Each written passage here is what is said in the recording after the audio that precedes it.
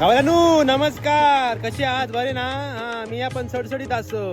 कात्रजच्या काळ्या बोगद्यात प्रवेश करत आणि बोगद्यामध्ये कुत्रो मागे लागल्यासारखं धावणारी पोरा बघत आम्ही बोगद्यातून बाहेर येलो. रस्त्यावरती ह्यो 100 चाकांची ट्रेन बघत आणि 2 मिठी मारलेली काळी वांढरा बघत आम्ही आपले नाश्ता करू गेलो. लिंबू लय महाग झाला ना, आता पिळू काय मगे पिळू. ह्यो असा पाचगणी गावाकडचो सुंदर असो निसर्ग. महाबळेश्वरला येताना 100चे गांधीजी घेऊन इलो होतोय, आता 4नेच कसे काय रवले.